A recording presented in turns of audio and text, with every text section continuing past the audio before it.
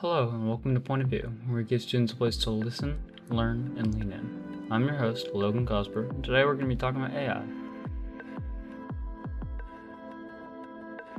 AI, artificial intelligence, an idea that's been touched upon for decades upon decades, always a fascinating idea that belonged only to science fiction and crackpot researchers' dreams.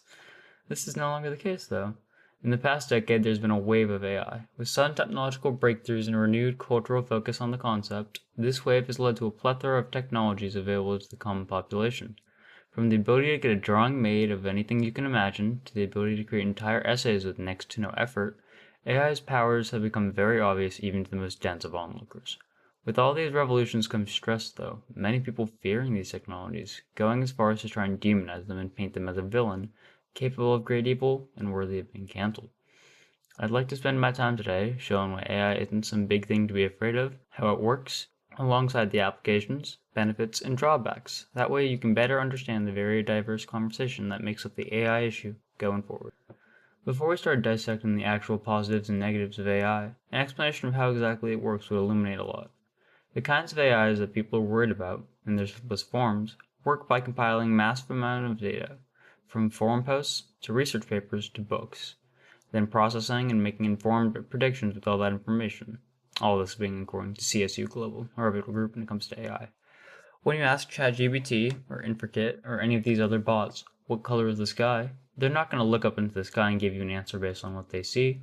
They're going to search throughout the entire internet to find what people most often say the color of the sky is and give you that information, if that makes sense.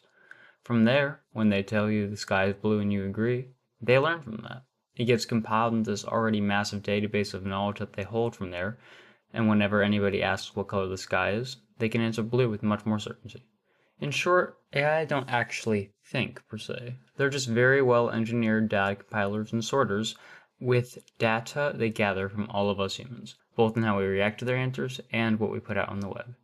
This is the most commonly addressed AI model and is referred to as a large language model. It'll be the one you see most often talked about. This general concept is even how AI art creators, like the very kind that have had much criticism levied at them, work. They amass tons of images off the internet and label them in certain ways inside their processing, like cat or baseball cap. And whenever someone asks for, say, a cat with a baseball cap, the machine will pull from the many images that they have compiled, labeled as cat or baseball cap, and compile them into one silly looking image. This kind of AI is called a text-to-image generator. There are thousands upon thousands of more types of AI, but these are going to most likely be the ones you see the most. The easiest way to think of it is that AI is like the world's best trained autocomplete, trained by billions of human documents and millions of human prompts, and knows exactly what you're asking for, fills in the blank space, or canvas, with something that it knows it fits. This is all enabled by a fascinating system called Volta. Created by NVIDIA, it works to speed up the development of neural networks through tensor cores, all according to the very creators who made Volta.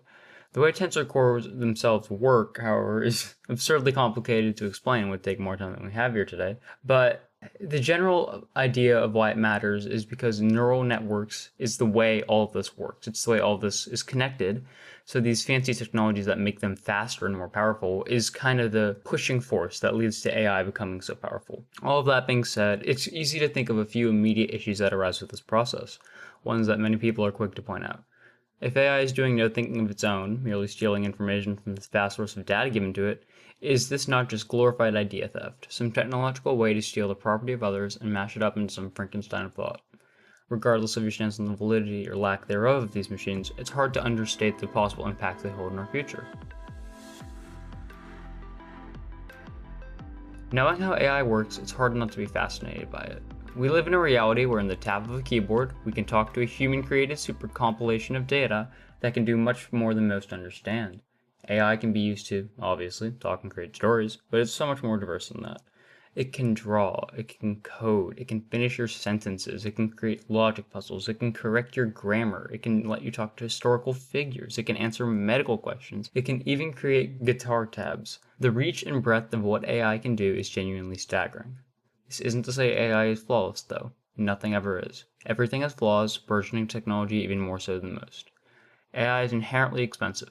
The processes going into making just one high-level AI, ChatGPT in this case, according to them, took upwards of 50 employees, multiple billions of dollars of investor capital, and an absurd amount of work. Beyond just being expensive, though, the consequences come in the data itself. AI is not always correct. It can be anything but sometimes. It can struggle to make complete sense, to be factual in the information that it gives you, and to sometimes just not make up genuine nonsense. This is to be expected, what with it being a new technology, but it is a serious limiting factor when it comes to using AI for right now. Another massive drawback is the fact that AI can be so prone to literal plagiarism that currently, as we speak, the most popular AI for art generation, Stability AI, is actively being sued by Getty Images for stealing so many images that the art produced by these AIs could be considered copyright infringement. Some images quite literally generating with the AI's best approximation of a Getty image watermark. That's how many images were stolen. Getty has stated on the topic, Getty Images believes artificial intelligence has the potential to stimulate creative endeavors. Accordingly, Getty Images provides licenses to leading technology innovators for purposes related to training artificial intelligence systems in a manner that respects personal and intellectual property rights. They also wrote, Stability AI does not seek any such license from Getty Images and instead chose to ignore the viable licensing options and long-standing legal protections in suit of their standalone commercial interests.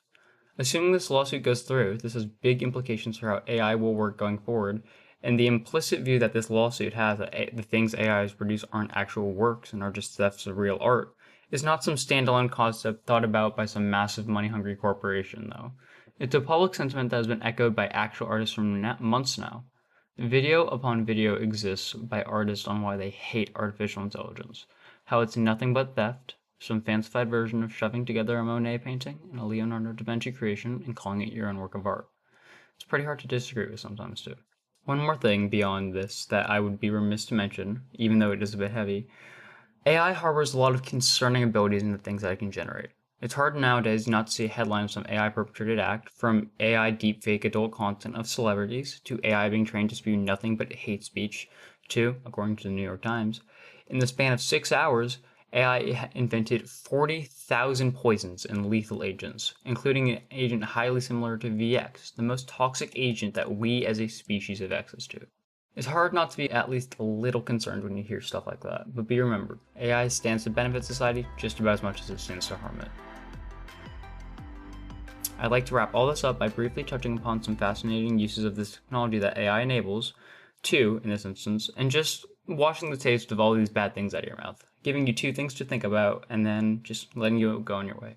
One deceptively fascinating usage of AI that hasn't been touched on enough is how it impacts chess. Chess robots have, for a long while, been superior to humans in nearly every way, but the two chessbots that stand at the peak function work very differently in deep ways. AlphaZero and Stockfish are the two in question. Stockfish is like the ChatGPT of chess. It compiles games upon games upon games upon games and stores them in their cores, and it uses that to make the most optimal move in any given situation. It's often so correct that Stockfish is used by cheaters almost everywhere and used to confirm the validity of moves in chess bars. It's always amazing to watch. AlphaZero, on the other hand, according to Google, the very people who made them, uses a complex proprietary neural network that mimics the way that humans themselves learn and grows and evolves like that. AlphaZero, while being very smart and nearly as smart as Stockfish, also provides a fascinating look onto how robots and humans learn and how that can work better for our future. From there, the other really neat usage of AI that I found is upscaling the frames per second and resolution of any videos. While that may sound boring, it's genuinely fascinating the way that it can completely change technology. For example, if you were a streamer and running on a crappy PC and could only stream at 30 frames per second with 720p, AI could make that video upscaled to 60 FPS and 180p with no work on your end. The way it generally works, according to NVIDIA, at least with pixelation, is another neural network. It's been trained for thousands upon thousands of hours looking at low-res images, high-res images, learning how to connect them, how to make one to the other, and so on and so forth. As for the frames, like making something from 30 FPS to 60 FPS, according to digital trends, the way it functions is that it looks at the number of frames, the closeness between them, and tries to connect one frame to the closest available frame next to it by generating images that it thinks would rightfully connect the two and make it smoother, sometimes with shockingly good results. There's a vast universe of different usages beyond just those, obviously, but it's nicer if you get to find those yourselves and just let this prompt you on searching out stuff about AI. I hope today that you learned enough about how AI works as a whole, the positives and negatives, and as a whole, enough to hold your own if the conversation is ever brought up between your pals. This concludes Newsflash. Thank you so much for listening. For a transcript of this episode, head to the Point of View tab on our website, nhsmessenger.org, and follow us on Instagram, Twitter, and Facebook at NHS Point of View for updates and new episodes. I'm your host, Logan Cosper, and this has been Point of View.